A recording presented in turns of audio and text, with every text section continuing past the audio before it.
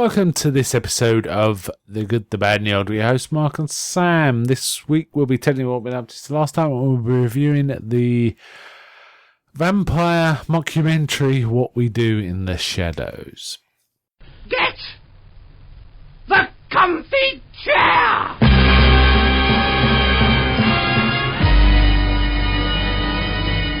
Hi Sam. Hi. Right, just go through the usual show notes stuff. If you need to contact us, look on the show notes, really. We were on Facebook, you can email. We're on iTunes as well if you want to pick us up that way. We're on Stitcher too. I run reviews on Letterboxd. All of this stuff's in our show notes, so you can either contact us through that or you can pick up any further information about that on our website, the show notes. Okay, we'll run some trailers. I'm going to swap things around a bit. We're going to run some trailers for other podcasts, then we're going to get on to our comfy chair. Okay, what have you been up to since last time, mate? Mostly been playing a lot of games. Tell us about the first one. Well, the first one would be... Oh, I got this today. It's a game called Besiege. Yeah? It's this kind of like build your own siege engine game in a sort of... It's got this sort of mobile... The level layout is kind of like a mobile game. Right. It's like you have like one quick objective that you have to do.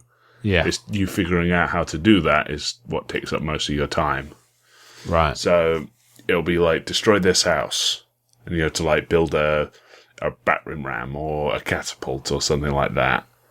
But the real fun of the game is when you get to the sandbox area. Right. Because you can just build whatever you want, and people have gone nuts with this. I've seen videos of people that have made like working transformers in this.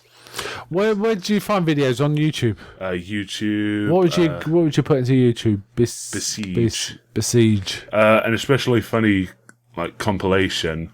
If you search Besiege, push it to the limit.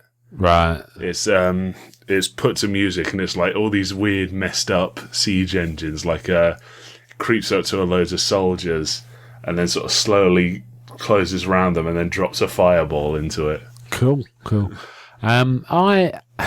Sorry, did you finish or you? No, that's it. I was just okay. Sounds very cool. And it was on the Steam sale. Yeah. Cool. No, that's not on a Steam sale. Oh, that's isn't it? That's just cheap. Cool. Right, okay. It's just cheap anyway. Right, okay. I've been watching some films and some TV since last time, so I'll just do it chronologically, reverse order.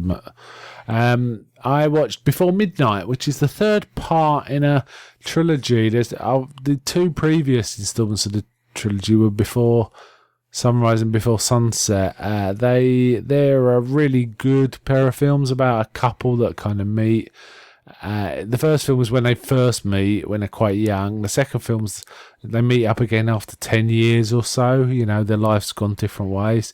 And this third film is them many years after that. And it's kind of a sort of interesting coda on this. It's a darker film than the other two. There's obviously frustration. You know, they're a long-term couple now, so there's those sort of frustrations. And how they deal with it and stuff like that. It's one I won't watch for a long time, but I thought it was a really great film. I'd give it 9 out of 10. Okay, back to you. Another game I got recently is a game called X Beyond the Frontier. Now, the reason I know about this game is because I used to watch you playing it. I did used to play it on PC a long time ago. Yeah, yes. back in the day. Back in the day. Joystick. Yes. Now, I've been trying to play this game, but it doesn't seem to... It's not very, receptive to being altered. You can't... The options menu isn't really helpful. No, it's quite... it's definitely a PC game because you have to have so many controls running at the same time, if I remember rightly. There's lots of different options. I do remember that. And it's slow. Yeah, it took me ages to get through the first 2 stages of the tutorial. Speed up and slow down. Yeah, I think, if I remember rightly, it takes 4 or 5 hours just to get through the tutorial. Oh my god. I could be wrong there. Yeah, I was trying to open up the menu so I could fiddle with some like settings to make it better optimized for the screen. No. Accidentally skipped the tutorial. And you're just floating around in space. Just got stuck out in the middle of nowhere where these strange lizard men charged me 3 million credits to fix my ship. And you don't have broken, and I couldn't even read what they were saying because the text it didn't like fit the screen, so the text was all sorts of like warped and distorted. Nice. So I couldn't read that, and the voice acting was awful. I do remember printing out a big like chart of space when I played it, and it's like massive. I remember you did that for me, but with X3. No, but it's the same for X. It's a similar chart. I don't know if it's the same, but it's a similar chart. There's like also little wormholes you can find to jump between this, but if you know where to look. It is kind of an hard game. It's slow in places, and then you blow up if you tangle with the wrong people. So it's kind of a real slow burn, lot of effort kind of game, but it's kind of fun. But I wouldn't. You need a lot of time in your hands. Yeah. You really do. I think I might, put that on the back. I'm trying to think of something similar. I mean, it is Elite, so probably this new version of Elite Dangerous is probably good. But there is another game that came out recently that sounds very similar, but I can't remember what it is. Called Dark Star. There's an Xbox game called Dark Star, which is all right. But Elite... It's really... I mean, the one I used to really like was a PC game, which I don't think you can get anymore. One called Hard War. That was really cool, but it wasn't in space. It was set on this moon. So it was different areas on the moon. But in terms of a playable vibe, it was quite a good version of Elite. You know, you can collect things. You can be a bounty hunter. You can be a pirate.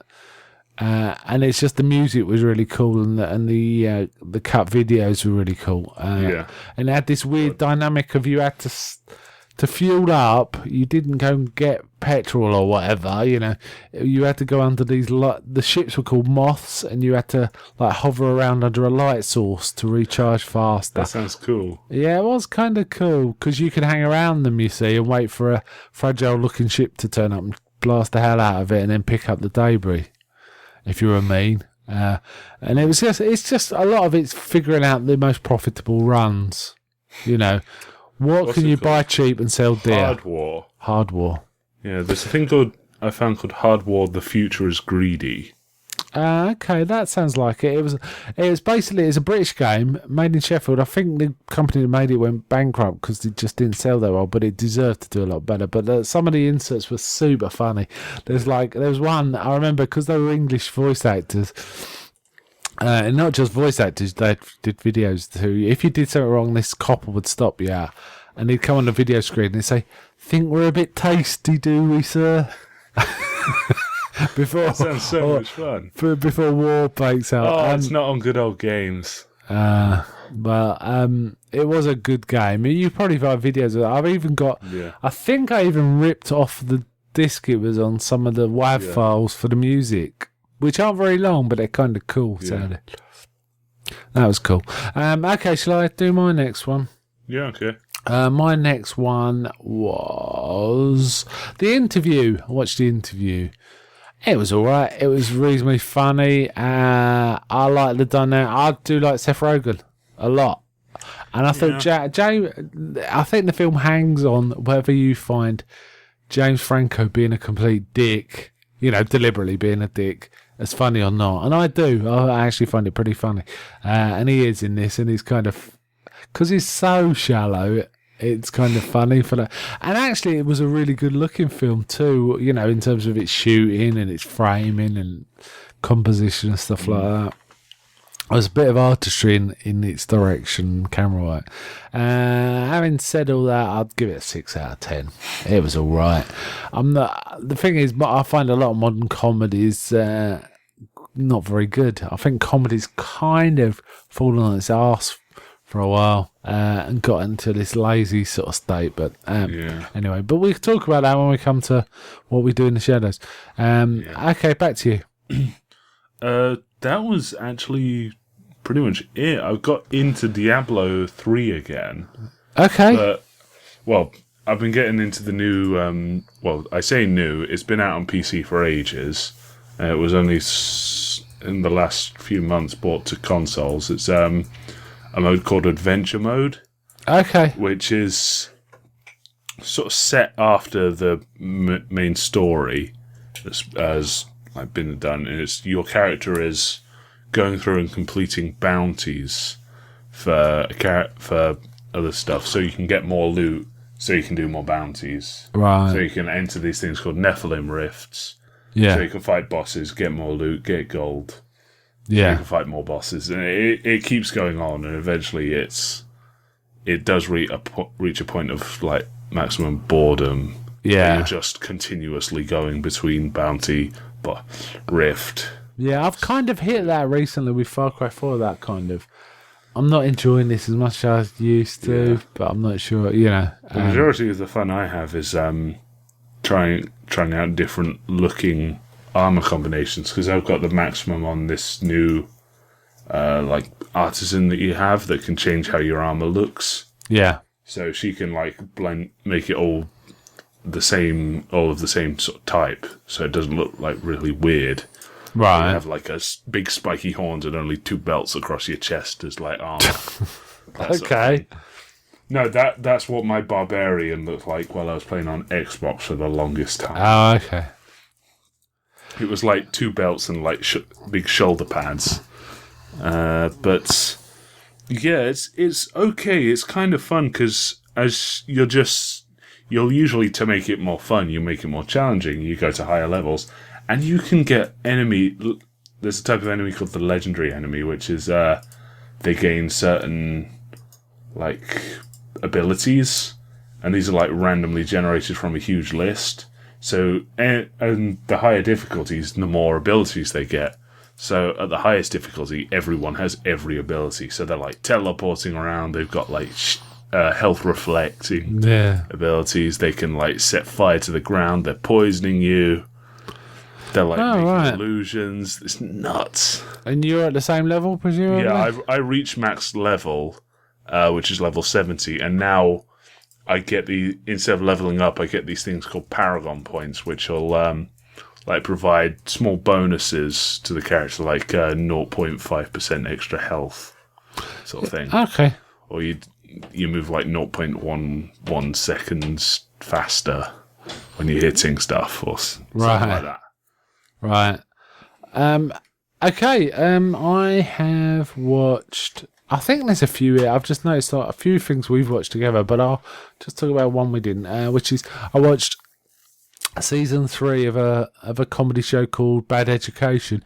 It's basically Jack Whitehall, the comedian, as a teacher in a really chavvy inner city comprehensive. I mean, they're really pikey, these kids, and it's pretty damn funny. The third series was pretty good. It was up about the same as the other 2 series, really, except the last episode was kind of quite poignant because they were his school was leaving. He'd been with them as their teacher from the beginning, kind of thing. So he was kind of he found out back a year so they can do a new. No, it wasn't that corny. No, he had to start a new class if he was going on. It was kind of cool, but the first 2 series I have to comment on specifically because he's got a mad nemesis in the well, not the first 2, the first one, and then halfway through the second one, a really mental nemesis who's like the assistant headmaster kind of thing, and he's played by the woman that played Missy in Doctor Who. This was before that.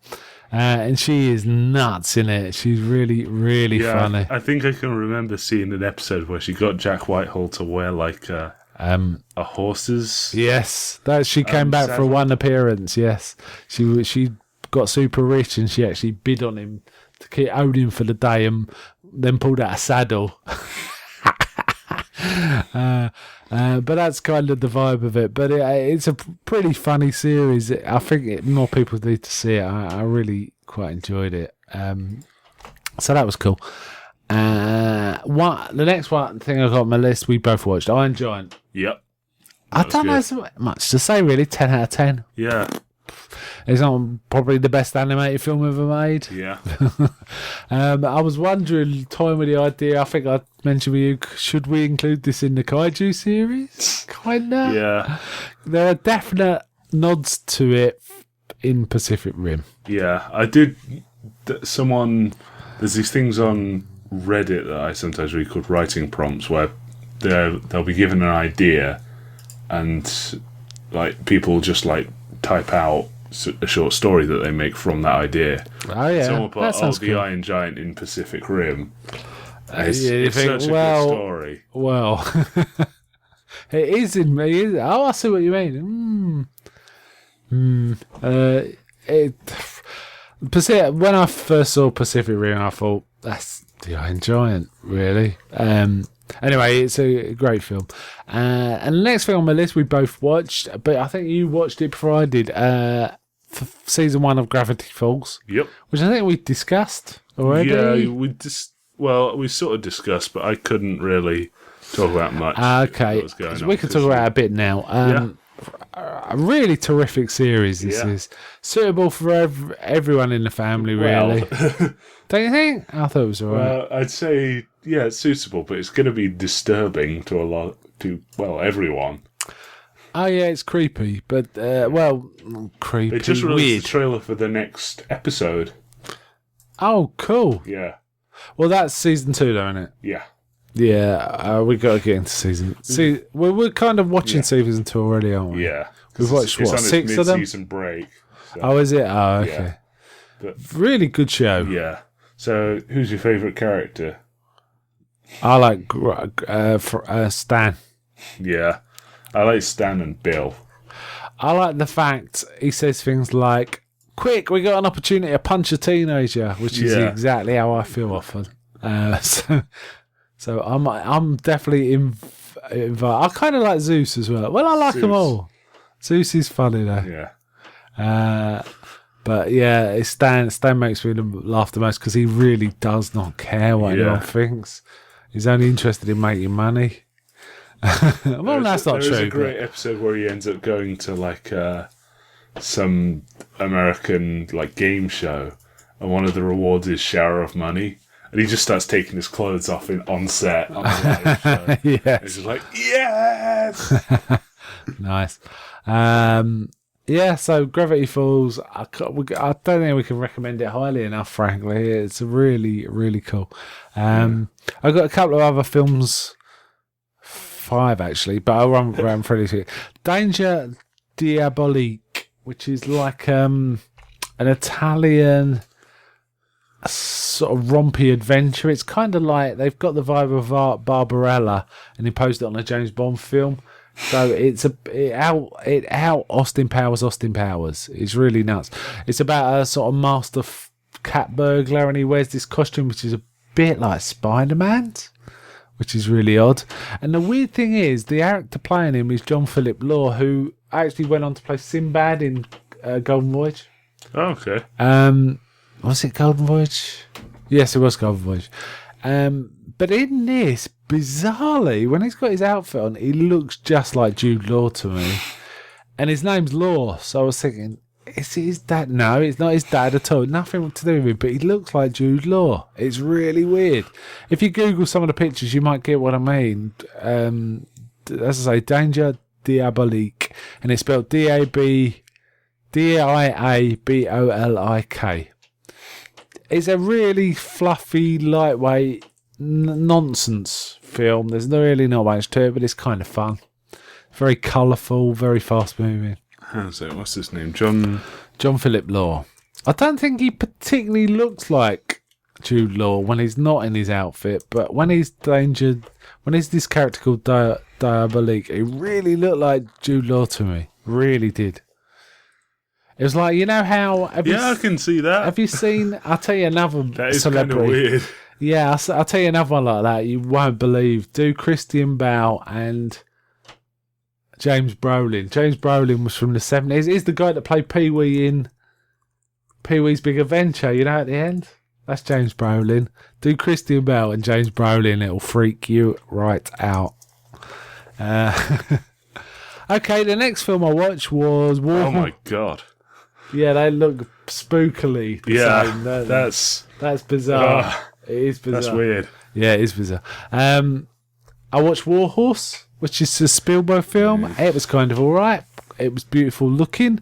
The only problem I had with it really was very long was the best sections didn't have the horse in, frankly.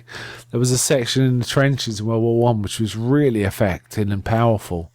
Though there was another section a bit later on with the horse in the trenches, which was also powerful, where basically an Englishman and a German come together to free the horse that's got itself wrapped up really horribly in barbed wire. And they worked together to free it, and that was a good section too. But it was okay. I enjoyed it. I won't watch it again. No, it looked really, really nice. That film doesn't make sense to me. War Horse. Yeah. Well, essentially, all this stuff is going on, but this one horse, we need to be looking at that. Well, the thing is, it follows the adventures of the horse. So it's lots of vignettes. It isn't just about the horse in the trenches. It's about the horse in France and being found. Soldiers, for example, there's going to be spoilers in this. Soldiers escape on the horse. They desert. And they hide the horse while they're hiding, but they get caught and they get shot. So that's their adventure. But then the horse gets found by this young girl and the farm. And then it becomes like half an hour of him with these French peasants. You know what I mean? It's things like that. It was all right. It was okay. It just really wasn't great or anything. I thought it was all right. Okay, watched Over the Hedge, which we both watched. Yeah. Didn't we? That was fun. That was kind of cool. Yeah, it was fun. It's not very memorable, but it was kind of fun. I definitely like Shatner. As a possum. Shatner as the overdramatic possum. And So Steve Carell as a nutty squirrel was kind of fun too. So there was some good voice talent. And even Bruce Willis gives a good performance, and he hasn't done that in a while. He gives him a performance that actually has a bit of heart to it. But having said that, I think it was made about 8 or 9 years ago. It's older than I thought it was. Yeah, so, I think it was 2005. 6 or something. Okay, whatever.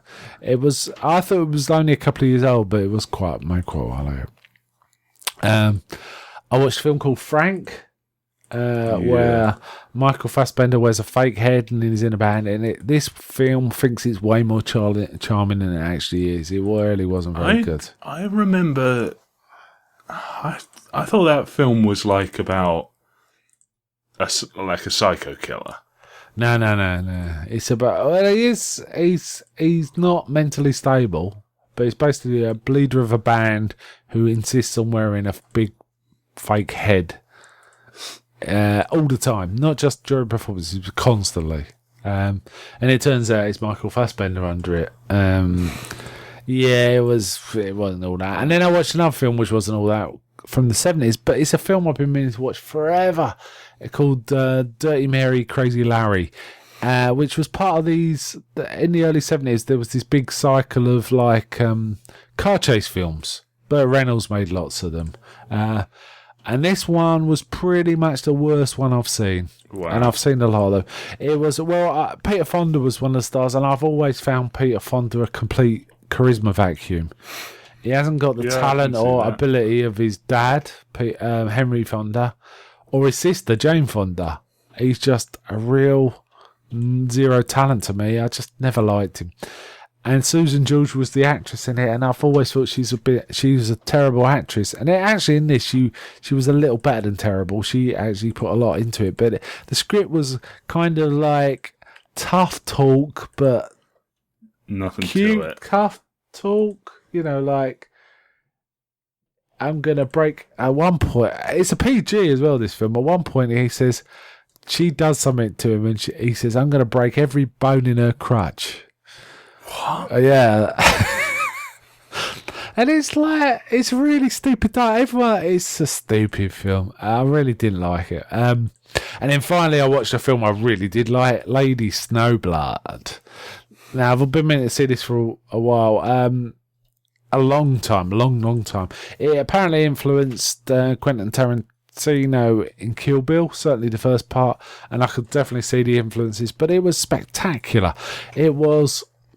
I don't know if you know this, but in Hammer films, the blood is famously bright red. Yeah. Really, really red. Well, this the blood in this was redder, and there was loads of it. And it was like anyone who got cut, their blood pressure must have been about 500 pounds per square inch, because it would spurt out in like a hose, pretty much. It was enormous amounts of blood, and it was brutal as hell. But there was also quite a lot of artistry in it. It was a lot of hand camera stuff, which surprised me, and it was done really well. And there was one shot that was really cool, where all these guards come out of a room, out of a house, and they're doing some stuff. They're like preparing to go somewhere or something, and suddenly this umbrella, it's set in Japan. An umbrella sort of floats down, and they turn around out the entrance they've come out of, and the woman's just crouching on the little sort of rooftop above the doorway, just sitting there crouching, looking at them, and they're all like taken aback. And then she jumps down and starts hacking the crap out of them. It's awesome. That kind of reminds me of the manga of Battle Royale. Actually, it was a manga. Apparently, I didn't know that until I read up. Once I watched it. There's a section where a story is being recounted, and you see like black and white drawn pictures. Yeah. And then I thought, well, the pictures are really nice. And then I read about it, and it said they actually used some pictures from the original manga in the film.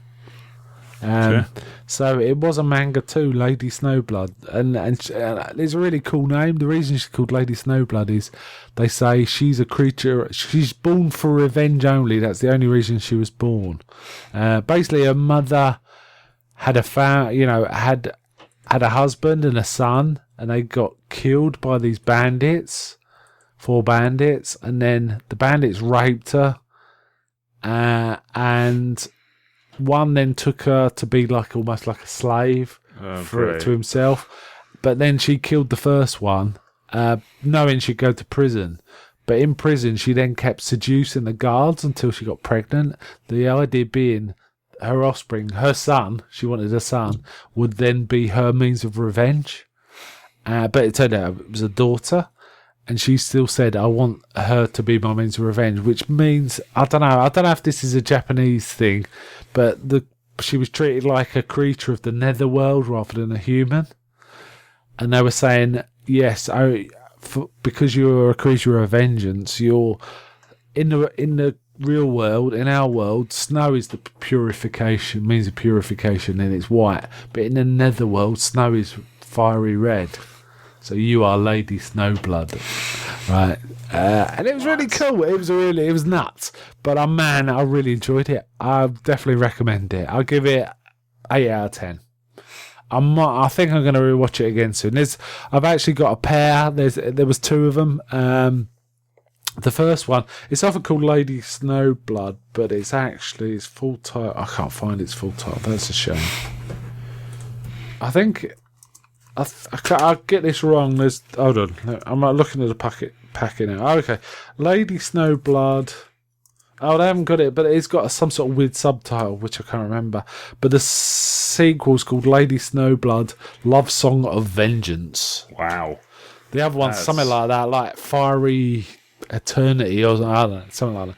It was really good, and it's Toho. Toho made it, which surprised me. I thought they did Godzilla films, and that was it. But I really enjoyed it. Man, we've had a lot on the old comfy chair this time. Mind you, it's been a while since we recorded, isn't it? June was our last one. We've been doing lots of these little short ones that have been fun, haven't they? It's been fun, kind of doing it in the short sections, isn't it? Do you like it? Yeah, we're doing the unit. We've got 3 on the boil, haven't we? We got Attack on Titan, which I'm really enjoying. Yeah. Universal, it was great to see Dracula, actually. And obviously the Kaiju we've been doing for a long time now. I think that's enough for now. We'll stick to our main cast otherwise. And of course I do some other stuff too, like Kingology and stuff. Okay, shall we get on with it? Yeah, okay.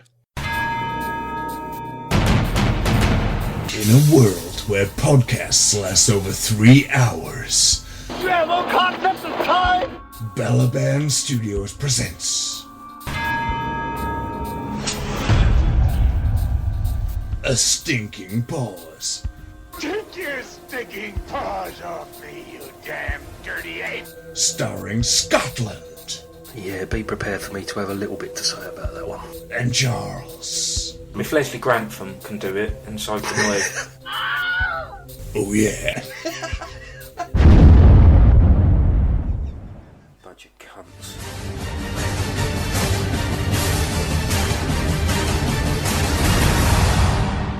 The Stinking Paws Movie Podcast, available on iTunes and Stitcher Radio. Hotter than any uncurbed passion since last tango in Paris. There's the Facebook group, and you can follow us on Twitter at Stinking Paws.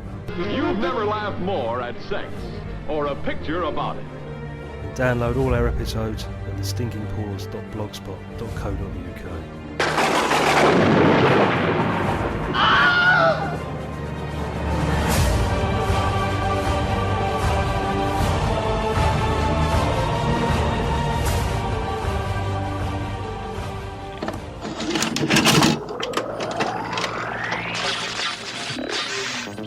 In a world without adventures in VHS, the book,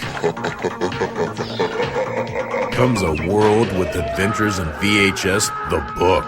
Every journey begins in the mind. Rip. We're in trouble, Gary. This is highly illegal. In 2013, Noel Miller embarked on a series of VHS adventures that shook the world of podcasting to its very core. He's the kid everyone used to pick up. Now, through the power of the written word, he's back and ready to take those adventures to a whole new level. Described by its overzealous publisher as high fidelity for the video rental generation, and described by Mondo Movie Podcast Dan Audi as bringing the half-forgotten days of 80s video rental stores vividly back to life. It's moving, it's working, it's doing itself, it's working by itself. Adventures in VHS is an immersive trip through a long-forgotten era through some of the films that defined it. An experience too terrifying for words. Available to buy now from AdventuresInVHS.com with a whole host of fabulous full-color editions showcasing the glorious cover art of the VHS era. It's the story of one man's disturbing romance with an obsolete format and the weird and wonderful films that shaped his love of movies. And if this person is listening to my voice, I urge him in the name of law and order to desist from this one-man crusade. Adventures in VHS, the book. Buy it today. I'm going to kiss you. Your very life may just depend on it.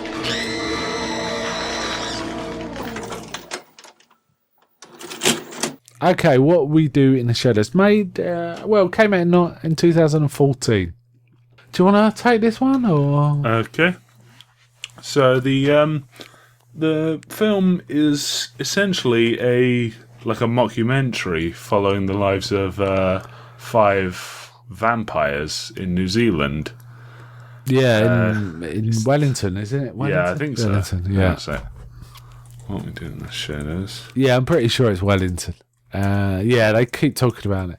It starts with 4, doesn't it? There's going to be spoilers in this, by the way. Yeah, it's Viago, Deacon, Vladislav, and Peter. Yeah. Viago, Vladislav, and Deacon they look human, but Peter, who's like 8,000 years old, is like Count Orlok. He does look like Nosferatu. Yeah. He's my favourite, actually. He never speaks, though, does he? He just hisses. They do show some like funny pictures of get-togethers in the vampire community, and like Peter's there with like big 2000 big like millennium glasses. Yeah. They also, it's peculiar. They can't see themselves in mirrors, can they? But they can in photographs. Which I don't know. And they haven't really got the hang of photographs yet, so they have to like do quick sketches of each other if they want to know what they look like. Because they can't see themselves in the mirror. If they're going out on a Saturday night, they start having to sketch each other. It's kind of funny. Yeah. Now, the vampires are kind of a bit different. One's kind of a dandy from the 18th century. One's a proper 15th century Vlad Tepes type. Yeah. And there's another one who's kind of a gypsy. I think his backstory is that he's a traveller, but he's a bit more sort of a bit emo-y sort of thing. A bit. He's also a bit more working class, whereas the Vlad is not. Peter and Viago are all sort of like, they're the typical aristocrats, perhaps, or something like that. Oh, God knows what Peter was. Yeah. Who knows? I'm guessing some sort of ancient Egyptian royalty or something like that. But.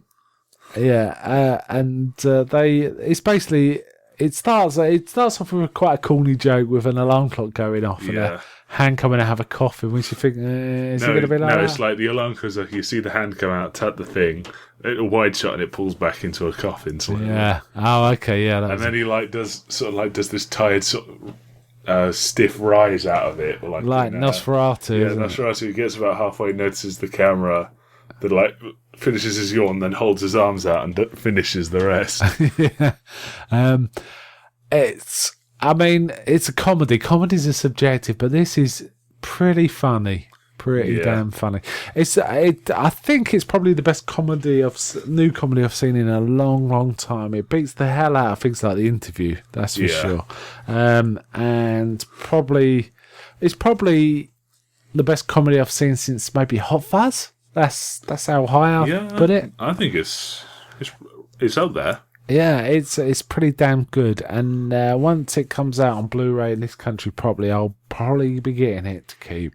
I think it bears rewatching. It's one of those kind of comedies because it's the characters, not so much the jokes. Though the jokes there are some great jokes in it. Like what color's the 3-piece? Red. Well, it is now. Because there's things like they can't. One of the dandy sometimes accidentally hits the main artery. No. The dandy's really neat and tidy. So he as he's he lays talking paper. He puts out paper and then he accidentally bites the wrong artery. So he's running around and going, shit, and there's blood spraying like a sprinkler. And he's running around trying to cover up the walls and stuff like that. And it's kind of fun that they're copying vampire movies a bit, aren't they? They're trying to do bits out of Lost Boys and things like that. There's a bit where they at the start it goes through with Viago, who's the sort of he's kind of the main character vampire. He's the one that's usually talking to the he's kind of always smiling, isn't he? He's almost the host sort of thing. Yeah. There's a bit where he has to go around waking everyone up. And so, Deacon's in a cupboard, a broom cupboard, sort of hanging upside down. Yes. And Peter's in this giant stone coffin in the basement. Yeah. And then he gets to Vladislav's room. He opens the door, and Vladislav's on a wall with sheets, and there's 3 women, and they all hiss at him. He slams the door shut. Vladislav opens the door from the inside in a smoking jacket and just goes, "What?" Yeah, I think they were taking the mickey out of Francis Ford Coppola's version of Dracula in that one. That was kind of funny. Yeah. He makes me laugh. If it helps at all, anyone getting a handle on it, it's at least one of the guys from the TV show Flight of the Conchords, which is a pretty funny show. Yeah. I'm not sure if they were both involved, but certainly one of them is, and one of them plays, what's his name? The Vlad one? Vladislav. Yeah, he plays him, and he's really good in it. He's really, really funny. Yeah. I also like some of the vampire lore. They go out clubbing on a Saturday night, and they have to be invited into a place before they can go. So they're asking the bouncer to invite them in. Yeah. And he's going, nah. And there's they do have a one-off mention that Vladislav has trouble doing faces when he comes to turning into evil animals. So there's a great bit where one of their familiars, a middle-aged woman called Jackie, she has to do all the cleaning and the cooking. Well, not cooking. She has to invite people round so that they can be eaten. Yeah. And she invites people she doesn't really like round, doesn't she? But one of the people she invites is an ex-boyfriend of hers called Nick. And he's running around, he's panicking, and suddenly there's this cat with his face just in the middle, and it hisses at grinning as well. So weird grinning. And what made me laugh is they terrorise this guy for 5 minutes by floating around, and he gets out of the house, and Peter just grabs him, and they say, "What happened?" He said, "Peter got him." He goes, "Oh, poor guy." It cuts to 2 months later, and Nick's a vampire. Yes, he's gotten stuck with the group. I'm surprised actually they didn't. I think an obvious thing they could have done, and maybe they didn't do it because it was obvious is pick a few more vampire kind of characters out a bit. So they could have had a Twilighty one. Oh, they would have like. Do you know what I mean? I think that's the kind of that's what Nick was trying to be. He was trying to use his vampirism. As he was boasting about being like from Twilight. He's like, "Oh yeah, I'm a vampire, Twilight. like from Twilight, sort of thing." He was. He was. Attention, it was kind of. What made me laugh is they all latched onto his human mate. Stuart. Stu. And then like, showed them all. But he never talked, did he? I mean, he showed them tact. He talked a few times, but he wasn't very charismatic. But he just showed them this stuff that they never seen before. Like he shows them a YouTube video of a sunrise, and despite probably seeing sunrise at some point, in the past, they're like completely enthralled by it.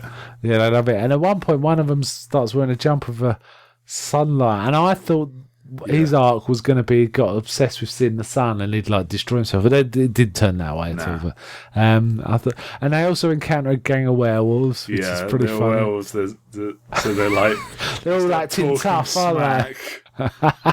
So like, smells a dog in here as they walk past.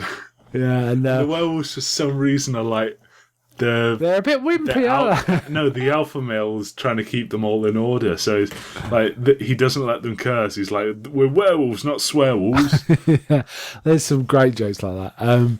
I also like the fact that he said when right at the beginning when I can't remember his name, goes and sees Peter and he says, "Would you like a broom down here so you can sweep up some of these spinal cords of things?" Yeah, it's like the crap all over the floor. Yeah, it's like.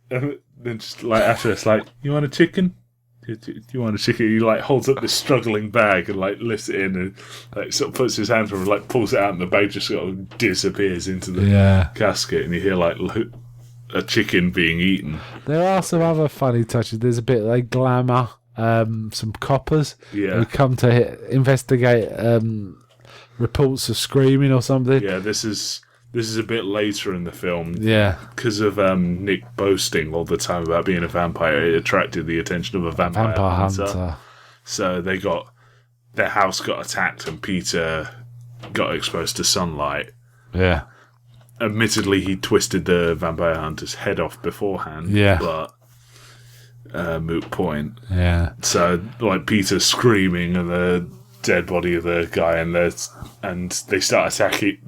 They start a fight with Nick, who does defend himself, and that attracts the attention of some coppers outside. Yeah, and they kind of glamour him, so the coppers don't quite know what's going on. Yeah, so they're like walking around, they're shining lights at these people that are sort of like climbing on the roof and sort of like. And it's a kind of cool fight, isn't it? Where it goes from wall to ceiling. I think they kind of did. You know, in Inception. No, not Inception. I was gonna. No, how they did it. I was going to say in 2001 with the rotating. I don't know how they did it. It was really good though. There was a fair bit of CG in this, but it worked well. It kind of worked well. Yeah. There's also like the Vlad character has got a big nemesis called the Beast. He had a battle with the Beast. There's this one time he lost called the Beast, and it keeps cutting to like these weird images of like. These weird, like demons like and things, crow-legged demons and all sorts of things. And then they get invited to like this big meeting of it's like zombies, vampires, and they mention witches, but you don't say any. They don't like specifically point out any witches. They do show a few zombies, and that's kind of funny because there's like. The older zombie is like intelligent, so he's like having a chat, and he's like, "Oh, these newbies, they always want to do the walking around with their arms out." And like two zombies like stroll up with their arms out and moaning, and it's like, "You see what I have to deal with here?" Yeah, and a bit later on, he follows him, and you could see him start to put his arms up and then pull them down quickly. I'm not doing it. It's kind of funny. There were some great laughs in this film. I'd try and catch it as soon as you can. It's really, really worth seeing. I'm trying to think. I mean, we're just recounting the stories, really. Really, there's a lot of wit and cleverness in this, and the comedy's in the characters. So in a way, it is kind of like Spinal Tap. You know, it's about the characters as much as the jokes. There are some great jokes in it, though. We'd probably kill them if we started just reciting them all. But we've mentioned a few of them. The whole thing with the werewolves is pretty funny, though. Yeah. It would have been nice to see them having a bit more of a riff on the Twilight kind of vampire, but it wasn't that kind of film. It was kind of, they were hanging around. There was one bit that did make me laugh a lot as well. I think the biggest laugh I got was the cat. The face on the cat, that just made me, just came out of nowhere. There's one bit they're meeting up different vampires going through Wellington. They meet a pair of little girls. Yeah. Or not little, but 10, 12. And they're saying, what are you up to? He goes, we've got to go meet a paedophile later. Yeah, we're going to kill him. they do this weird thing where it looks like they're going to be attacking them. And it's like, so what are you eating tonight? It's like, we're meeting up with a paedophile. Which is awesome. And then it shows them later eating the paedophile in a back alley. Yeah, there was loads of blood in this. There was more blood in this than Lady Snowblood, and there was loads in Lady Snow. There's a particularly funny bit where Nick, this sort of new vampire, tries to eat a chip. And it's like, you shouldn't do that. Hard cut to Nick in an alley, vomiting, a massive projectile vomiting blood. Everywhere. Everywhere. It was like a hose pipe being turned on the floor. Wow, it was really something. And there's also a bit he has a fight with one of the other vampires, and they turn into bats mid-fight and stuff. And the other guys start going, look, bat fight. And they're like, fight. Sort of thing. It's kind of funny. It's a pretty short film too, an hour and 25 minutes. It didn't outstay its welcome at all. It was just a lot of fun. Very bloody though. This is a proper. I was going to say horror film, but it's a gore fest. It really is. Okay, what would you give it out of 10? I'd give this an 8. I give this a solid 8, and I think it might even go up over time if I were rewatching it. I can see it being funnier and funnier, frankly, every time we watch it. I can see it. I hate to use the word cult movie, but I can see it being a film where people quote the lines back to each other. Yeah, because they've watched it so many times. I can see it getting like that, definitely. Okay, then. I'm not sure what we've got lined up for next time. I don't think we've discussed that, have we? We do want to do Live, Die, Repeat, but for some reason the company that I rent this on just will not send it to me. So we'll see. If it turns up, we'll be doing that. We've got a few other ideas, though. Like we talked about Robocop, didn't we, maybe? Yeah. And a few others, but we'll see how it goes. Okay, then. So it's bye from me. Bye.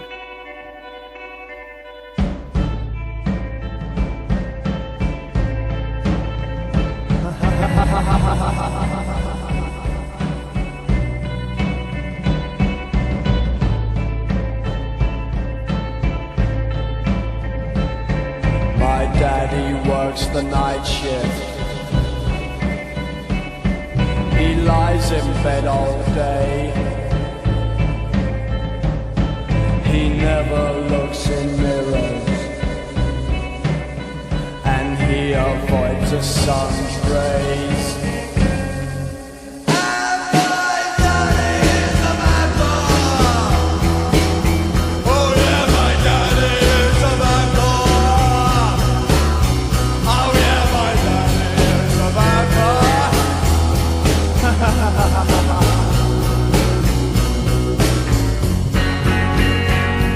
My mother is a mummy, and she needs plasma too. But if you peel away the bandage, the blood comes seeping through.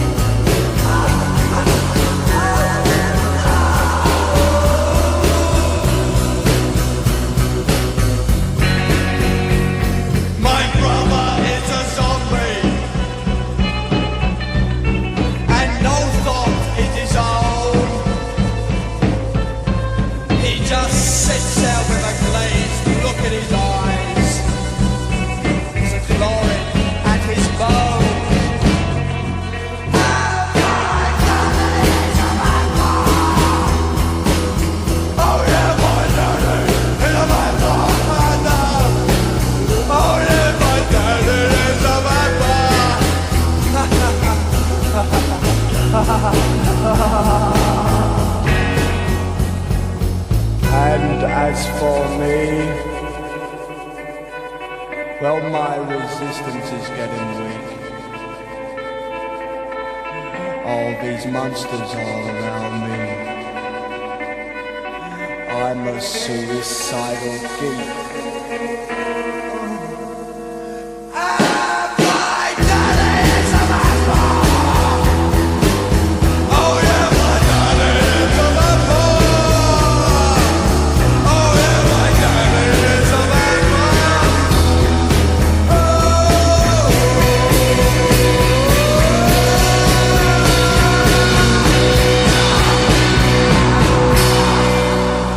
Ha ha ha ha ha ha ha ha ha ha.